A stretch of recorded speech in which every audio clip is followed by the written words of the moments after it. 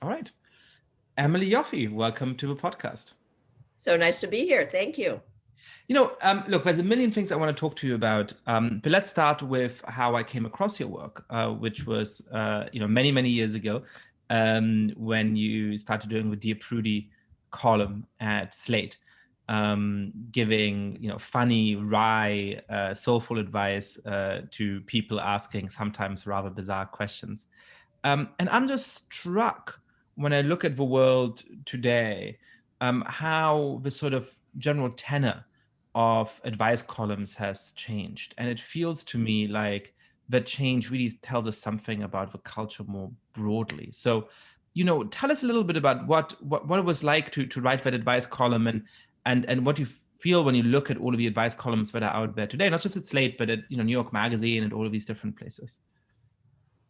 Well, I always love when men would tell me they were readers, and often it would be a sotto voce. I read your column, shh.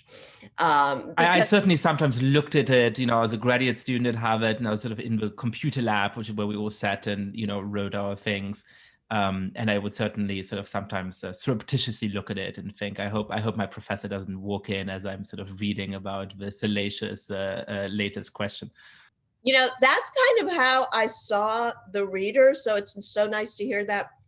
I often thought of the column, and I liked each column to have a range of things, something serious, light things, but it's kind of a bonbon in the day of people because I know most people read it at work. So it's just a little secret thing you looked at. And also, a lot of people would tell me the column always made me feel better about my own life that I was not writing this letter to Prudy. I stopped in 2015. I did it for almost 10 years. So saw a lot of changes in that time. And oh man, I don't generally have good timing about things. That was good timing to get out, at least for me. I mean, as I look at columns now, the idea of alternating between COVID questions and wokeness questions just seems so dreadful. Um, but I remember I started the I got a few letters saying things such as from college students saying, "I'm really upset because this classmate of mine has not accepted my friend request." I was like, "What? How do you go to a person and say, 'Will you be my friend?' That sounds so crazy."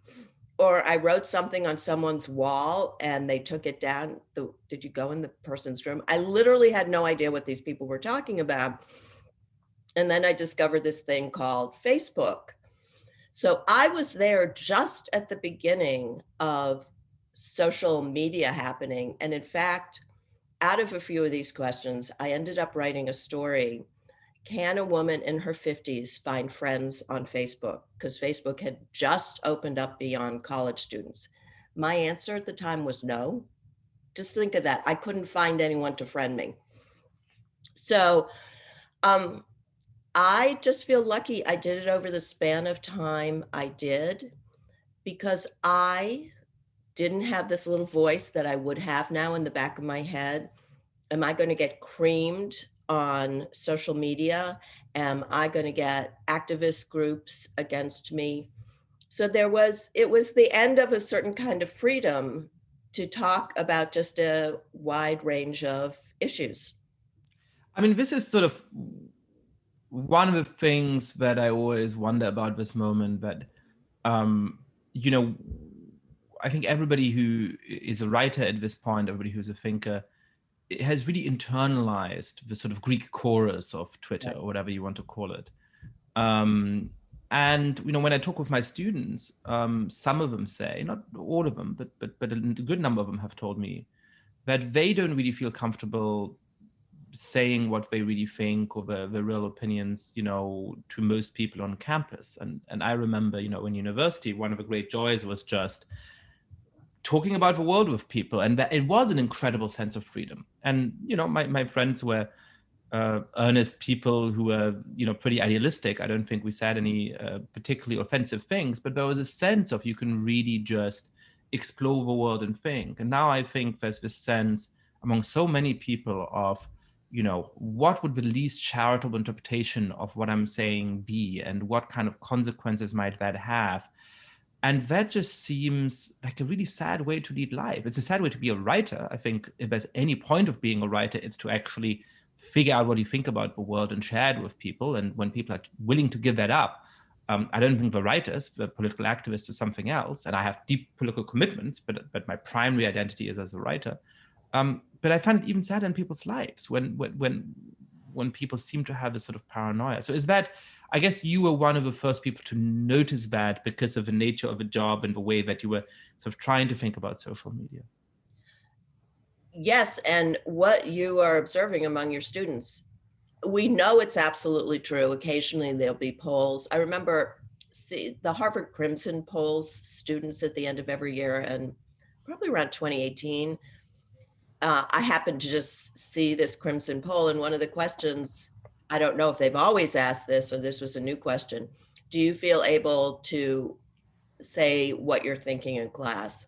And something like 75% of the kids said no. Now, certainly large numbers of those kids would all agree on the topic, whatever they don't feel able to speak about. But if you have even a question about certain ideologically set ideas, you are not going to speak up. And they're not wrong. I have talked to kids who've spoken up in class and had very unpleasant things happened and been mocked and had what they've said in class distorted through social media. I came up at a time when if you wrote something controversial or provocative, and I don't mean just for the sake of let's end women's suffrage, not something idiotic like that, but some idea that was different or would rile people up, that was the way you made your career. That was, if you would get 10 letters to the editor, wow, that was a huge reaction. So now the It's funny, I hadn't thought of this. And there's a limitation to that kind of culture too. I just thought of my mom, who's a classical musician and a conductor.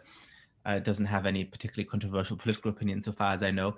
But there was a self-understanding of artists at the time. She did a lot of contemporary classical music, right? And sometimes I would piss audiences off because they thought they go to the opera for sort of nice Mozart, and they heard stuff that was discordant, and then they were upset, right? And I suppose some of the operas that she conducted perhaps had a political message or had a kind of staging that perhaps shocked people or something like that. But if you were the director of the opera and you take your bow at the first night of this production and you get booed by some of the members of the audience, people were proud of that, right? I mean, that was sort of like, all right, we really showed it to them. And in respect, I think some of that is actually a little infantile as well, right? I mean, I think there's a sort of odd problem in a lot of modern art and culture of sort of trying to break tradition, but the tradition has become breaking the tradition for over 100 years. So you're sort of pretending to be anti-conventional when you're actually deeply conventional. So, I'm not uncritical of that, but it's such a different spirit to what it feels like today. Yascha, haven't you had the experience, well, not over the past year, but I've had many times been at dinner parties or, group at lunch, and everyone starts talking, and at some point someone says, no one's recording this, right? Now, these are friends, and no one's saying anything horrible. You're just making jokes or exploring past the boundaries of issues that have a certain, nomenclature and allowed opinion. And the thing that I started noticing a few years ago is, people suddenly just speaking at a much lower volume about certain topics, right? You go to certain topics and you just notice that they sort of lean in a little bit closer, and the decibel level sort of drops by an order of magnitude, and that to me is a sign of an unhealthy culture. Very. And I was at a dinner one night with a group, maybe 3-4 4 couples. Everyone except my husband and I had worked in some capacity in a authoritarian or totalitarian country, as various reporter or working for the government. And one person said, this is what it's like over there. You have a group of people you have to trust, who you can be open and relaxed with, but that's not true at the workplace or in general. And you're right, that is so unhealthy. And I think that's where we are in many ways. So what do you think created that? I mean, it seems, and perhaps to some of the listeners to this podcast from outside of the United States, it just seems, I can see that some people might think, what are these two talking about? This just seems nuts. And, I mean, the United States is a free country. You're not going to be thrown in jail for saying something wrong. And, that's an important disanalogy to the experience of totalitarian regimes. And yet I think you're onto something about some of the social dynamics of it. So what has produced that? Why is that possible? Why is a country that loves to talk about liberty so much sort of suddenly so reluctant to speak in those ways? Or is it just, which I suspect it is, a certain kind of milieu? Well, I mean, you are actually on campus. I've written for the past few years a lot about stuff that's going on campus regarding Title IX. This is the federal law that prevents discrimination in education. It originally was used almost exclusively about athletics. Now it's overwhelmingly about sexual assault on campus, which I'm against, let me say, for people who think I'm not. But I remember having discussions with friends who are also, there's a small group writing about stuff that's going on campus. Well, Andrew Sullivan has a phrase, we're all on campus now. And I remember there being, as people started writing, John Haidt and Greg Lukianoff and Coddling of the American Mind, et cetera, about really bizarre explosions on campus over what seemed like very trivial issues. And people would say, well, look, when the kids get to the workplace, the workplace is just going to say, you can't act like that here. And I and others felt, no, the workplace is not going to punch the kids in the face. The kids are going to punch the workplace in the face. And that's what's happened.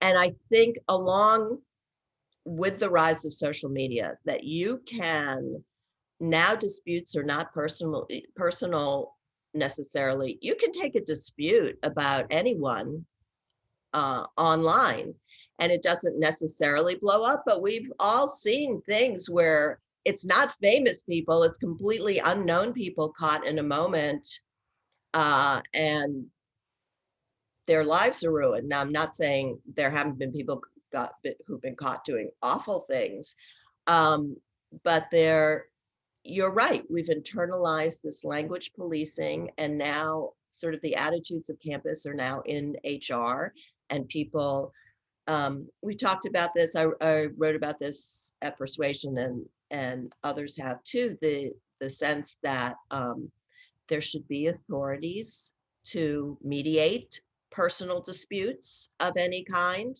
People should not have to work it out themselves. So I've talked to people who work in Title IX offices. Several have said to me, I'm not the breakup office.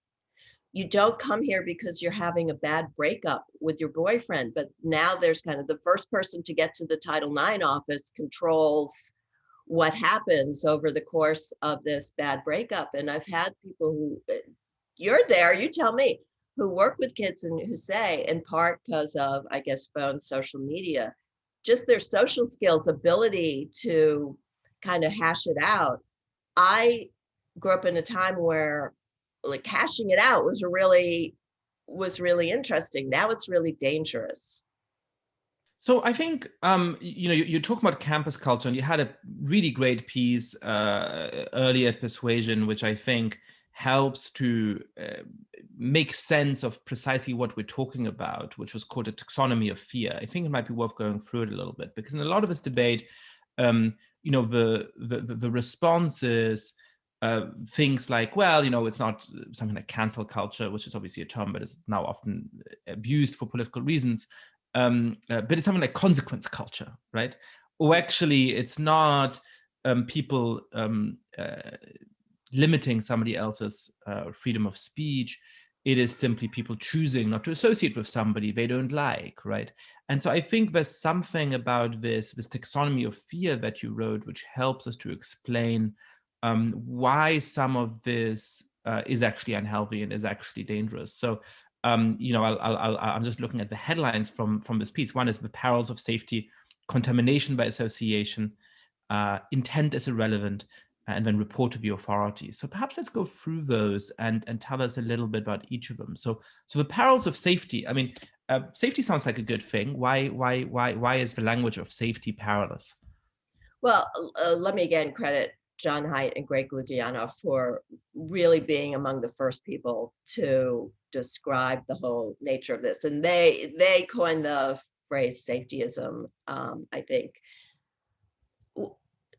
Look, to jump ahead, we saw with the pushing out of James Bennett at the New York Times, and now the forced resignation of Don McNeil, the science writer at the New York Times. Their colleagues put out public letters and statements saying, we are not safe over what you've allowed to be written in the paper or what we find out that you've said. So this is the belief that words are actual violence. Of course, parentheses, we've seen that violence is now, depending on who's committing it, can be defined as not violence, but words are actual violence. And the rise of the culture of trauma is part of this. So people take a psychological response to things. So instead of, I'm going to debate you on your ideas, I think your ideas are noxious, your ideas have actually disabled me. I cannot be in the classroom with words and ideas like this. So then it becomes completely asymmetric. If you're trying to debate the idea and the other person says, I feel like I'm going to faint, the debate's over. And unfortunately, I think we've elevated the psychological reaction over the ability to discuss. And that's becoming pervasive. That was very much a campus thing. And that is in the workplace, that's in the culture. So part of the concern here, I suppose, I guess there's two different concerns, right? One is a concern for what that actually does to people's lives, which I think Haidt and Lukianoff are very good at exploring in the Chronicling of the American Mind, which is that, I think Greg Lukianoff in particular has done a lot of cognitive behavioral therapy because he faces some mental health challenges that he's talked about publicly. And the idea of how to deal with trauma in actual sort of from medical professionals is that you try to help people process it, and that it involves at certain points thinking back on it and trying to sort of become less less vulnerable to memories of it. Whereas often when you think about things like trigger warnings, which I don't think are particularly important in themselves, but they're sort of interesting diagnostic tool here. The idea is you have to avoid discussion of any potentially triggering subject altogether, because otherwise that will re-traumatize you. And the argument Lukianoff would make is that this actually is really bad for people's mental health, because it is the opposite of what something like cognitive behavioral therapy would suggest you do. So that's sort of interesting. I guess that beyond that, there's a way in which that seems to just be a sort of trump card that ends any kind of political discussion, right? If instead of saying your idea is wrong, or I disagree with you for these reasons, or here are the empirical facts that disprove you, you say what you're saying is violence, and so therefore, it is as though you just walked in and thrown a Molotov cocktail through the window. It is a way of both ending the discussion and, most importantly, sort of saying what you're saying is criminal, right? I mean, what you're saying is completely outside the bounds of responsibility. It's as though you come in and slapped me, and so you have to be punished for it. And so it sort of seems to set up this punitive element. Right. There's very much a bullying to it, because you never know when you have committed trauma against people. There's actually I look at all kind of social science studies with a little bit, there's an asterisk. Is this a good one? Is this really legit? But there's a lot of very robust research showing the less people make the idea of a traumatic experience the central organizing principle of their life, the healthier they are. And there have been interesting studies on groups of people who were at a bank robbery, or even in some terrorist incident, and they asked people to describe it at the time, 6 months, 18 months, sometimes as far as 2 years later. And they'll see the people who've moved on and are fine later will describe it as way less scary than they did at the time. And the people who haven't describe it as their lives being way more in danger and it being more terrible than their original report was. So there is a real danger in people organizing themselves around this sense of extreme personal fragility. A couple of years ago, I was talking to a law professor who was talking about Accepted Students Day. This is after, everyone's got their acceptance and you're hoping your yield will be high so people come to campus. Do I really want to go here? So this was for law school. This is not undergraduate, this is law school. And this professor was talking about, in my thus and such class, we will talk about XYZ, and I guess teaching criminal class. And, there's a segment on sexual assault, and female student in the audience kind of made it and jumped up, started crying and ran out. And she was with a friend who ran after her. And the professor was like, my God, what happened? And, later was able to catch up with them. And the young woman who had cried out and ran said, "You hadn't prepared me for the fact that you would mention sexual assault." This wasn't a class on sexual assault. She simply mentioned it. So that was, how do you give a trigger warning for a trigger warning? And this professor was, kind of stunned at this response, because if she said, again, what do you say? I'm going to be talking about sexual assault. She just said those words, and that was enough for the student to flee.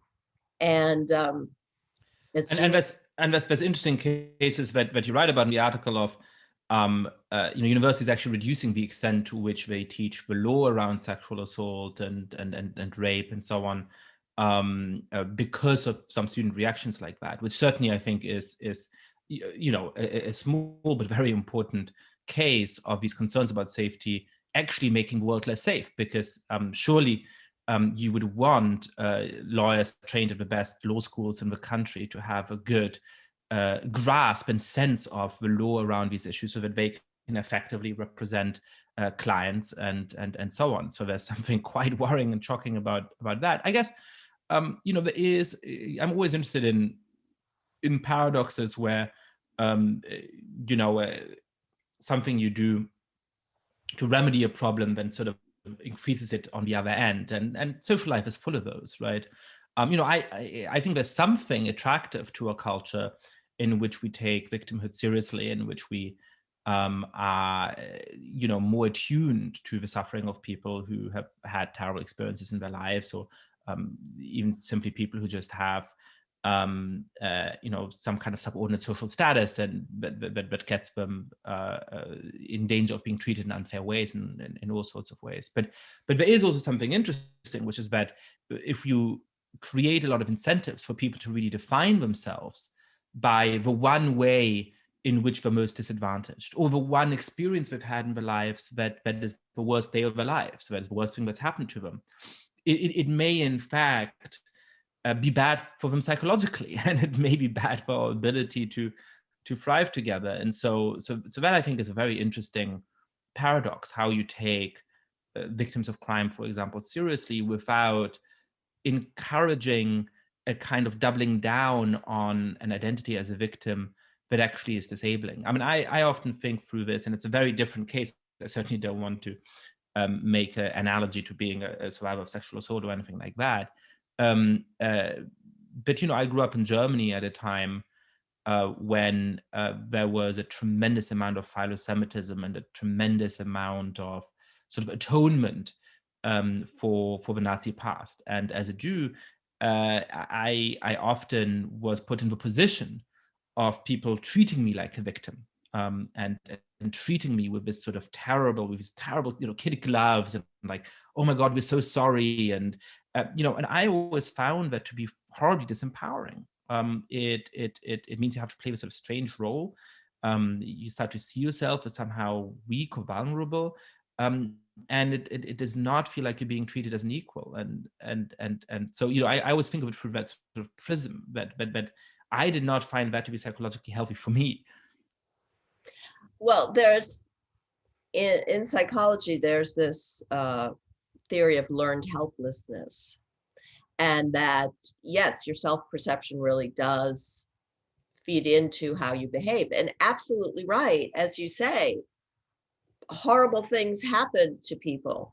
But let's just say in the United States, particularly on college campuses, probably truly horrible, traumatizing things are not happening day in, day out to the same people. But if you have your antenna out, I mean, this is where the word microaggression comes out. If your antenna is out for some violation of your personhood, you're going to find it. There's no question about that. I sometimes wonder, and it's really important. I'm 65, so and there's this real generational split over the understanding of this kind of thing we've been talking about and the response to this. And I think it's really important for older people to say, did we put up with too much crap? I mean, things have to change. Mad Men was in some ways an accurate depiction. Things have changed. Those of us who are older have seen those changes. We can talk about how progress is now been shunted aside as a belief system. But did we put up with too much crap? Maybe so. But I do think Ruth Bader Ginsburg was onto something when she talked about all this. And what happened to her coming out of law school is inconceivable to happen to. What did she say, and what happened to her out of law school? Said, you got to pick your spots. You cannot confront people over everything. You will disagree with people. You have to sometimes give people the benefit of the doubt. They may be saying and doing things out of ignorance. Now, that doesn't mean there are things you don't say. Look, this really bothers me when you say this, or you need to think about this differently. That's really important for moving society forward. But she was saying, you just can't go day in, day out, seeing everyone around. She was often the only woman. The prejudice that she put up with, as I say, is unimaginable now. But if you're just going to be in this sense of, here I go out today, ready to get just more horrendous experiences, that capsizes you. Yeah, I think there's two interesting things here. I'm thinking back through the argument I was making in my memoir about growing up Jewish in Germany, which I haven't read back because I'm sort of worried about what I'll find in it. It's like my first book, and I haven't. Every now and again, people compliment on me on it, and I think, really, should I read it again? I'm not sure that I dare.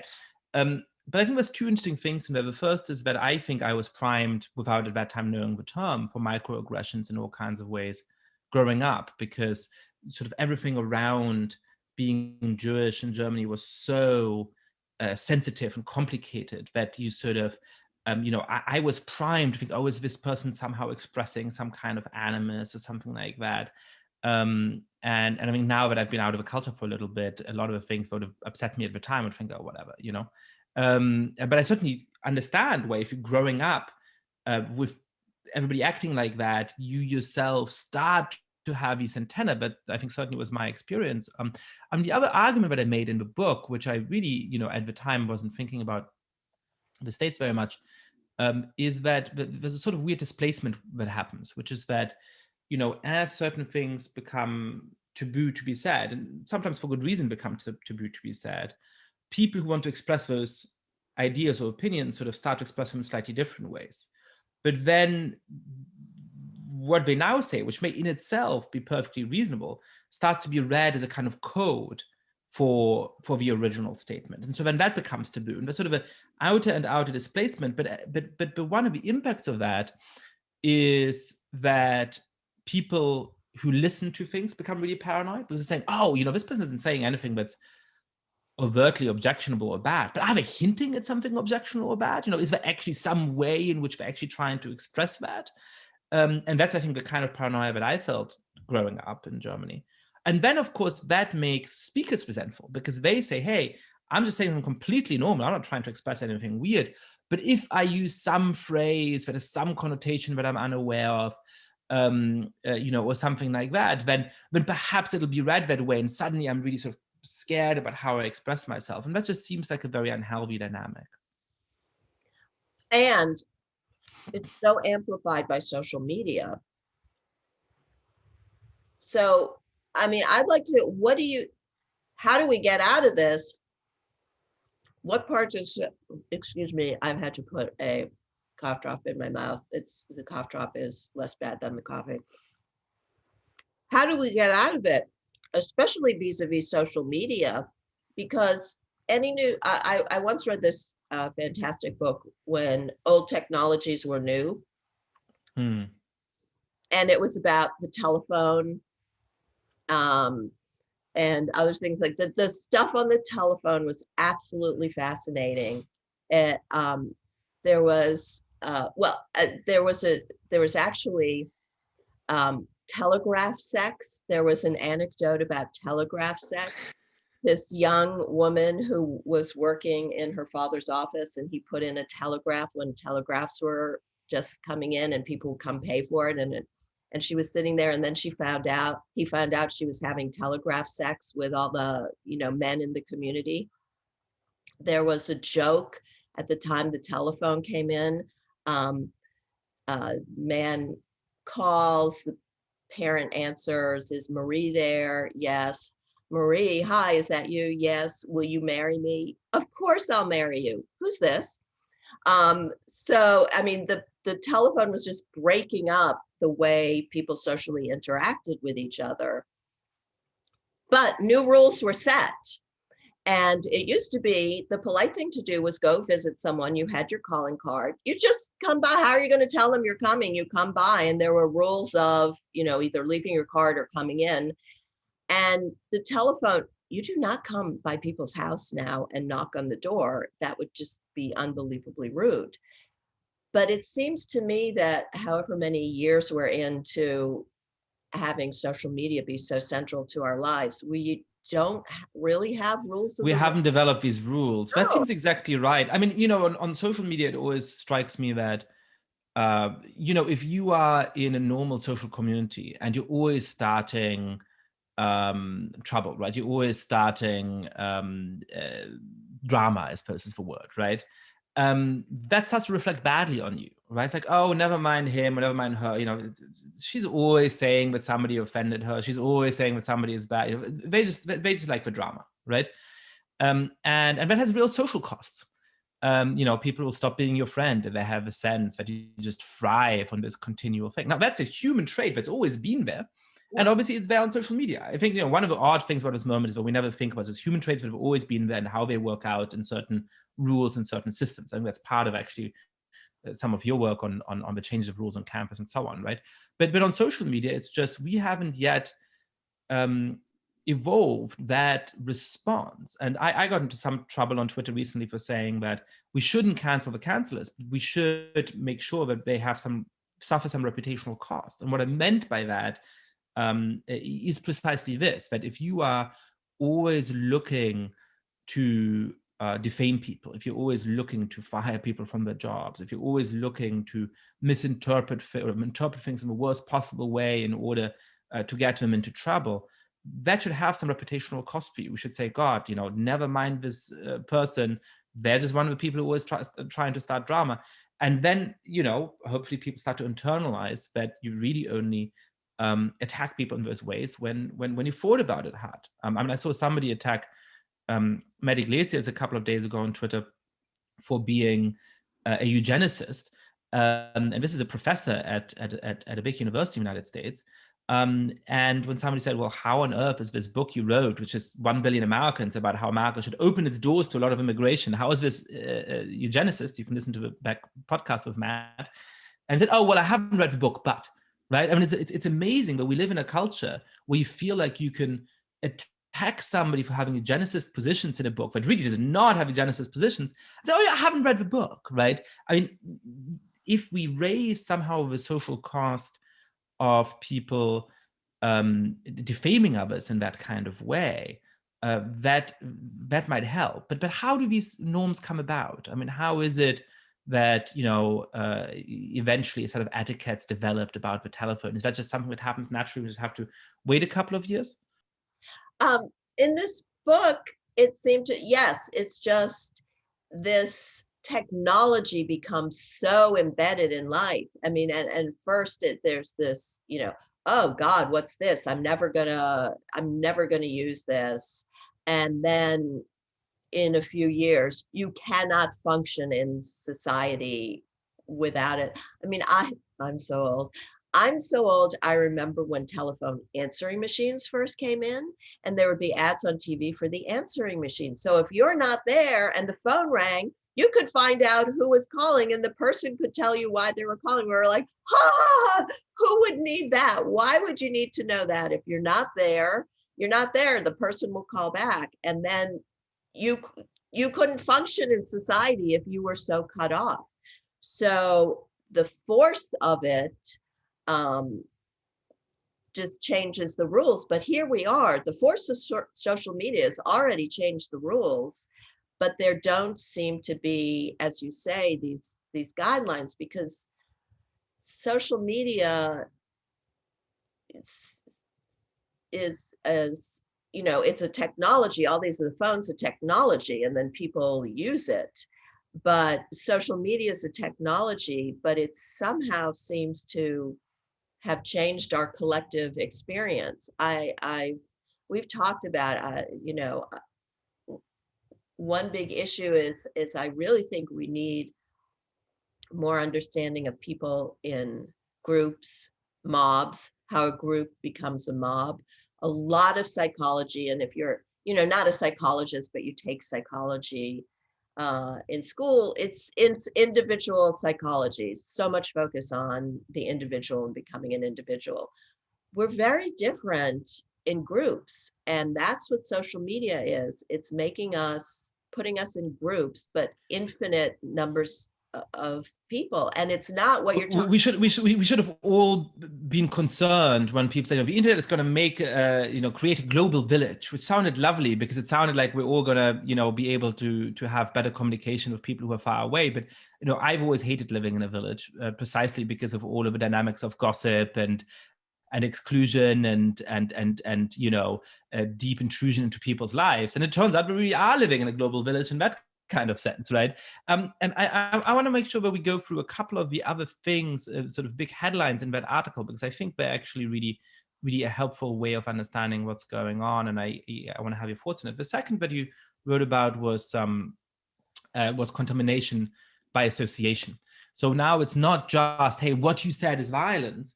But if somebody is a friend or colleague of that person, if somebody defends that person, they become associated with that intent too. I mean, it is I think some of the dynamics we are dealing with are those of a witch hunt, and it is sort of a classic idea that, why on earth would you say that this person is not a witch? You must be in league with each other. I guess you too are a witch. Tell us about contamination by association and how it's playing out and why that's worrying. Well, you mentioned Matt Iglesias. One of the examples I used, you and I and Matt and 150 something like that people signed this Harper's letter talking about these issues in society and how we're losing the ability to debate, have fierce disagreements, but end that without someone's career being destroyed. Matt signed the letter. He was then at Vox. He's since left Vox. A colleague of his, who's a transgender woman, went on Twitter to say, I don't feel safe in my workplace because Matt signed this letter. And why didn't she feel safe? Because J.K. Rowling, the Harry Potter author, was also a signatory, and J.K. Rowling has raised some questions about transgender advocacy. So she is not feeling safe with her colleague because a name of someone else appears. They're co-signatories.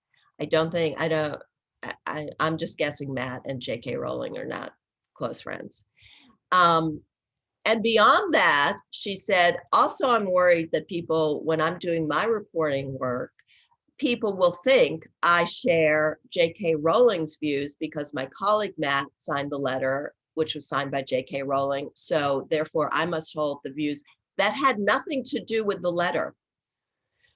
The letter did not deal with transgender issues. And I thought this was just a perfect description.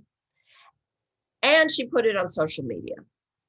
So it was a perfect description of the psychology of this. But we've all, if you're on Twitter, if before you like something, don't you think, okay, as this person said other things recently that could be hung around my neck, maybe I don't want to co-like, I don't want to like something that this person said, or even co-like something that this person said. So again, you say, we have all absorbed this so quickly, and it's not wrong because you will be held responsible for things other people say with whom you have some association, which could be as trivial as liking something they said on Twitter. And explain why that's harmful. Why is that something that we should be worried about in a free society? Because I certainly see, if you if it turns out that you're sort of hanging out with neo-Nazis day in, day out, perhaps that reflects something strange about your character, right? I mean, there's an instinct behind this idea of contamination by association that I think we all feel. So why is it that in its current form that is so dangerous to having a real conversation or to feeling like you actually have freedom to be yourself?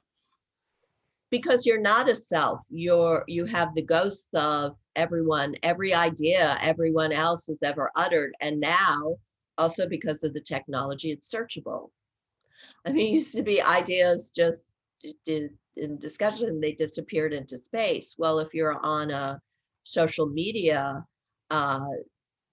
discussion, and we've seen this of people, now people who are becoming prominent have been on social media since they were teenagers. So, you find something idiotic, genuinely bad, stupid, idiotic, they said and didn't take down when they were teens. So if you're giving an award to someone who turns out when this person was 15 said something stupid, then you are embracing everything that person has said. You can't function. There's no sense of goodwill. You can't move forward until you've done a complete kind of corporate due diligence on everyone whose path you may cross. Yeah, it's a strange kind of form of moral contagion, isn't it? I had this debate with Jonathan Haidt on the podcast recently, where he would think that something like sanctity and worries about that kind of moral contagion are more characteristic of the right traditionally, whereas the left cares about fairness and equality and so on. And I think that there is actually that some of those moral instincts that perhaps traditionally are more associated with the right are now quite prominent on the left, right? I mean, this idea, it's if you've liked a tweet of somebody who's also said something terrible in the past, and therefore you are now somehow, by association, suffering a contagion of their sort of terrible status, or you must also somehow be guilty of their terrible views that they expressed when they were 15 or whatever it is. It feels a little bit like, worries about the sanctity of a flag if it's sort of not flown the right way, or sort of religious notions of sin and so on, right? There's a sort of strange thing going on there. The third headline in the piece is really very contemporary, actually. Its intent is irrelevant. And we saw a very interesting kerfuffle at the New York Times after Donald McNeil, the science and health reporter, was made to resign, I suppose is the correct term. Dean Beckwith at some point said, intent is not relevant. And then they sort of seem to be walking that phrase back. But the point is that McNeil, on a student trip to Peru, had apparently mentioned, not used, but mentioned the N-word in discussing whether a 12-year-old student should have been expelled by his or her school, with one of the students on the trip. And the idea was that if you use that term in any kind of context, even if you're obviously not using it as a slur directed against somebody, but as seems to have been the case in this context, to clarify the situation, McNeil had asked, well, in what context had the student used the term? It doesn't matter that the intent wasn't to express racial animus or something like that. So that's an interesting statement for a newspaper like the New York Times to make. Well, Tell us. it wasn't just that. When this came out, so this was a student trip sponsored by the New York Times. They're not going to do any more of these in 2019.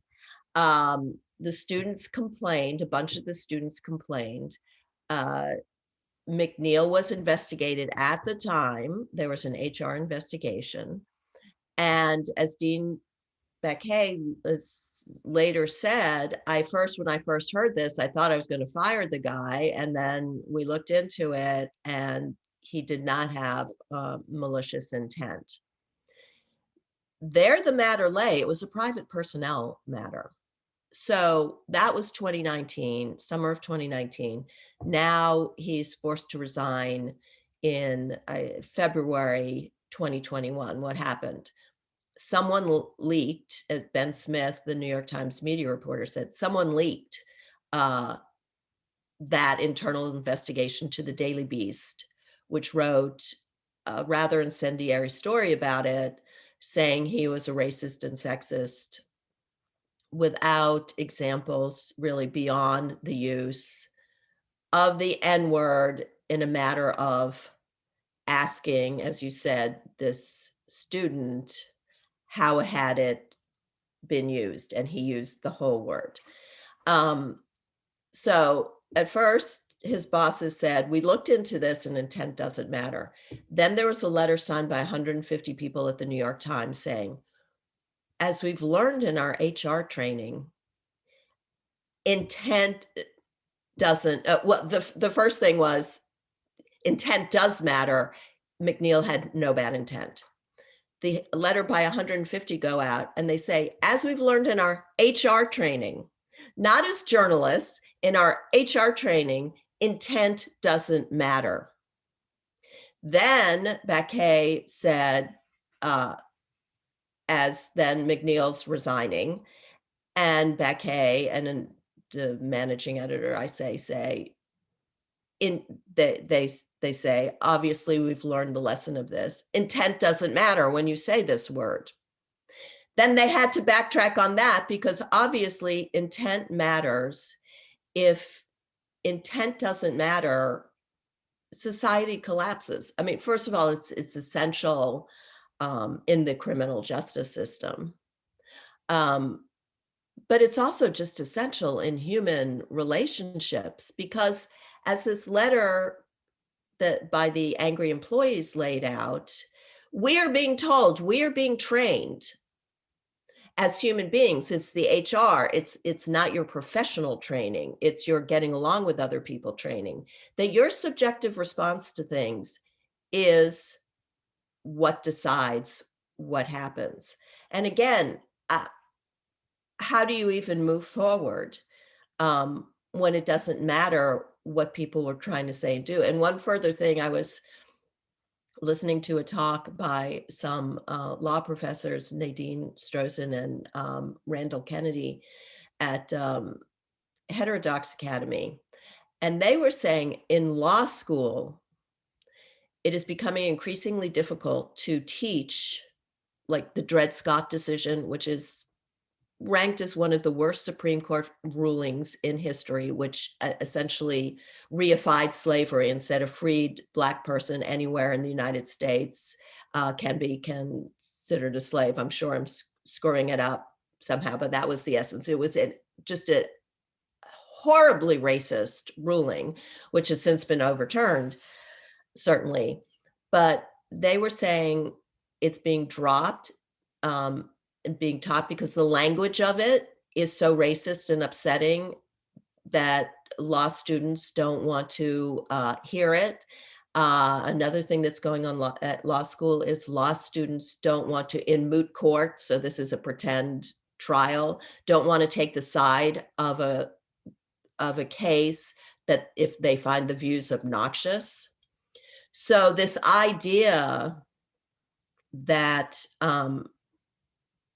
teaching Dred Scott is not saying I believe in Dred Scott, but that you can see the ripples of where that goes if your speech in any way can be construed as advocating something you're merely discussing.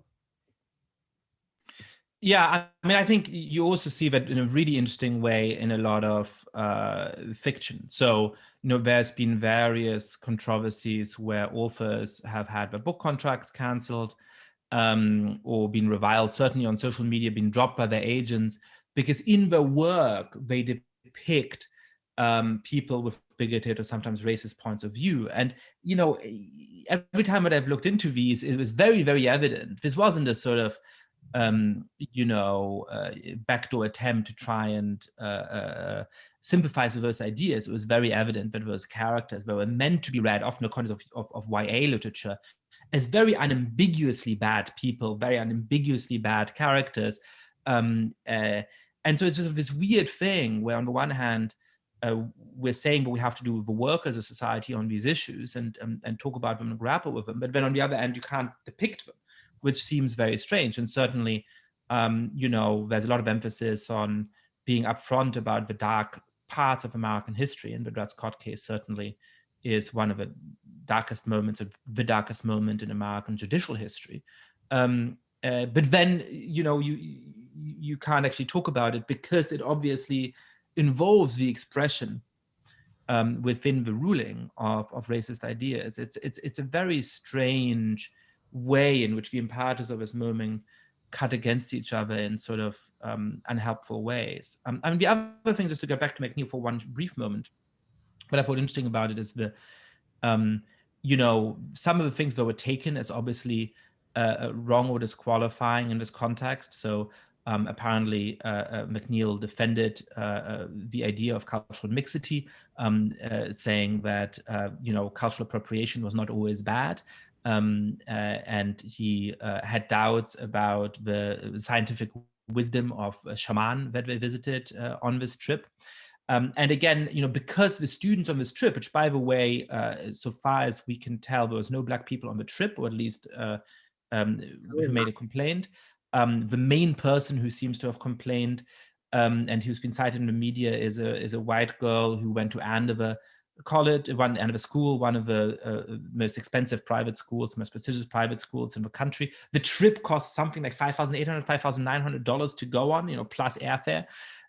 So it's, we're talking about extremely privileged people who do not themselves belong in any sort of obvious identity group that is sort of at the center of these debates. And yet, the fact that they were offended by McNeil's skepticism about what the shaman said, or by his skepticism about the ills of cultural appropriation, is in itself treated as damning evidence. So it's another way in which intent doesn't matter, and the truthfulness of what he said doesn't matter. What matters is sort of the reaction of this group of highly privileged 17-year-old school kids, which in this case, was enough to end the career of somebody who'd been in the New York Times for 47, 48 years, who'd been, one of the newspaper's main voices in COVID, one of the people who really warned the American public about it, when a lot of other people were still downplaying the extent of the threat. It's really a striking way in which we're sort of downplaying intent, and that's plays into the last point from your article, was the report to the authorities, right? That you're not taking this up privately. You're not finding McNeil in the New York Times canteen, which has a very nice view of New York, and saying, hey, you know what, like, I read about what you said and I'm frankly offended, and like, what were you up to? And having it out one-on-one. You write the letter to the authorities asking them to take action. So tell us about how the report to the authorities fits into this conversation. This was one of when I started writing about Title IX. So this is campus sexual assault. And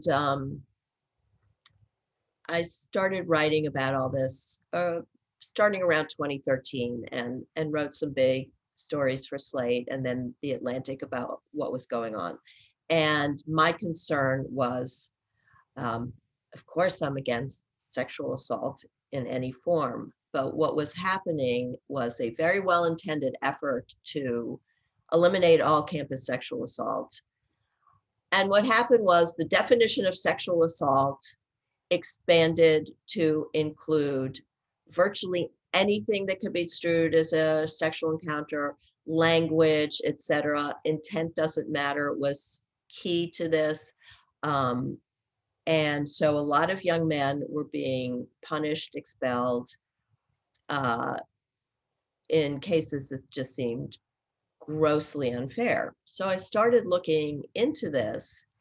And one of the things that really most shocked me was the rise of these cadres of specialists who only dealt with this issue on campus and would have these discussions with students, sort of micro going over each touch, each move of these two students. And in a lot of cases, there's both sides concede the event. It was alcohol fueled, but we're not talking about someone passed out. It was two people who've been drinking too much. It began consensually, and then she made a complaint later. But what was really stunning was the idea, and I talked with my friends, they're like, could you imagine going to a dean and saying, well, I told him he could do this, but he didn't ask me if he could do that, because one of the rules on campus became affirmative consent. Each touch, each time must be consented to. So a lot of these cases turned on, yes, I agreed to intercourse, but I didn't agree to being touched the next morning, and he just touched me without asking my permission. So these kids come onto college. The first week, they're instructed in Title IX, in these rules, and are told, if anything happens, if you hear of anything, the slogan for Drexel University's Title IX office is, see something, hear something, know something, say something. Now, that's not very different from the Department of Homeland Security. So they are being told there are people who are trained to handle any kind of interpersonal dispute of a sexual nature. And we want you to go report it. We don't want you to work it out. And again, I'm not saying, I'm obviously things that are of a violative criminal nature should be reported, but that's not what was happening here. And so this whole idea has really been institutionalized on campus. It is expanded to bias response teams. If you hear any words you don't like, call the bias response team. And now this has come to the workplace because we see it with the Donald McNeil case. It wasn't something he did in the workplace. It's they heard about something he did 2 years earlier on a trip. So there are now these authorities everywhere in society, and you're supposed to go report people, and you're German. Part of German history is East German history is you can construct whole societies where everyone's reporting on everyone. Not a happy place to live. I mean, it's one of the weird things in which the received wisdom of a left and received wisdom of a right is sort of flipping in interesting ways, right? I mean, I remember all of my friends and everybody in my social circle being outraged by the idea of see something, say something. And when it was a slogan after 9/11. And of course, the thing is that terrorism really is bad, right? I mean, it was somehow sort of shunted out of view that the underlying thing that people were worried about was a very, very real thing that we really should be concerned about. And yet, I think they were right to say a culture of see something, say something, that just encourages people to report any vague suspicion they might have is going to lead to all kinds of intrusion and all kinds of injustice.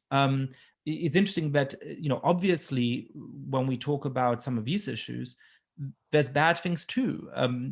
Sexual assault is a very, very serious crime. So the quibble is not with whether the underlying concern is valid or not. Like the worry about terrorism, it is a very, very legitimate concern. And yet, people who said 10 years ago, see something, say something is a terrible social mechanism, now, one hesitates to express the concern about it because it feels like it's indicating that you don't take the underlying problem seriously, right? Which is a very sort of strange thing. Well, on the campus front, this is how quickly it gets distorted. Yes, exactly, because you have to say, I'm against terrorism, I'm against racism, I'm against sexual assault. And what happened on campuses, this see something, at some places, 30 to 50% of the complaints are third-party complaints. Someone else is saying, I heard a rumor about someone, or I thought, I saw something that didn't look right. And Yale, for a short time in their annual report, would say what happened to these cases. These would come into their Title IX office. They would go to the alleged victim. The alleged victim would say, I'm not a victim. In almost every case, the alleged victim said, I'm not a victim. I don't want to pursue this. But at some schools, I know of cases that were pursued. So the young woman who, through the rumor mill, is alleged to have been a victim says, I'm not a victim. And the Title IX office says, it doesn't matter. We're going ahead with this investigation of your boyfriend, and we expect you to be a witness against him. Now, I don't know how much grosser the distortion of good intentions become than that. So I have a sort of big question in my mind after all of this conversation, which is that on the one hand, there's the model of the telegraph or the telephone. It's a new technology. One we didn't talk about is that I do think a lot of this was driven in complicated ways by a sort of moral hygiene response to the presence of Donald Trump in the polity, right? It's sort of like we're going to exercise control over the spaces where we have power because this scary guy is president. We can't really do anything about it. And so all of that might suggest that we live in a moment of an excessive response to some real problems, or at least a wrong-headed response to some real problems. Not necessarily that I don't think the problem is so much of the response is too big, it's just that it's not the right kind of response. And that over time that will subside and will build new norms. And if you are, causing drama on social media, people roll their eyes and you lose respect rather than being able to sort of win cachet through it.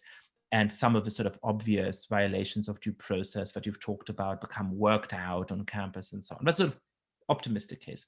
The pessimistic case is that we live at a moment of real cultural shift, where we're going, as some sociologists have put it, from a sort of individualistic ethos to a victimhood culture, in which sort of being able to portray yourself as in some ways a victim of injustice is itself a status marker, and therefore people have incentives to lean into it. A culture in which a lot of these mechanisms have become institutionalized, and so it's very hard to get out of them.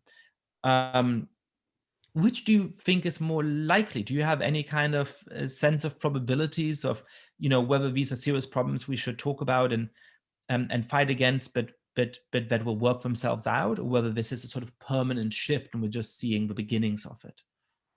Well, if you look over time about this kind of thing, we don't have East Germany anymore. So things, can eventually shift. I am a natural pessimist, so I'm always happy when I'm proven wrong. Right now, I'm quite pessimistic about this. I think we have a long way to go. Absolutely, we didn't talk about how Trump fed into this, but what I was writing about when I first started writing, there was no Donald Trump on the scene. So this far predates Trump, and I think it's, the issues cultural issues we talked about in the way of responding and behaving at school and work, among, friends, is being embedded, and the elites particularly are being taught this, and they have disproportionate power. You leave these elite schools and then you go become a legislator, or you make laws, you enter professions that control other people. And I think we have a long way to go. I don't even, as we said, we don't even see on social media kind of the new rules come, hey, come on, lay off. That we're not seeing that. We're seeing the opposite of that.